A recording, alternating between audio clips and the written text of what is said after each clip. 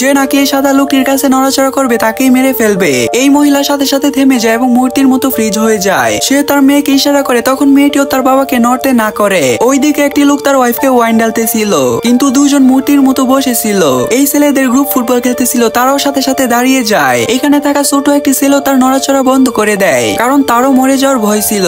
এবার এই সাদা এলিয়েনটি তৈরি হয়ে আছে, যে নাকি প্রথম নড়বে তাকেই সে মেরে ফেলবে। প্রথমে সে একটি লোককে দেখে, তারপর তার মেয়েকে, তারপর ধীরে ধীরে ভয়ে কাঁপতে থাকা মহিলাটির কাছে যায়। তখন সে মহিলাটির কাছে দাঁড়ায়, যখন দেখতে পায় সে নড়াচড়া করে না, তখন সে এখান থেকে চলে যায়। তারপর সে একটি লম্বা চুলওয়ালা লোকের কাছে যায়, যে নাকি স্টিল দাঁড়িয়ে ছিল।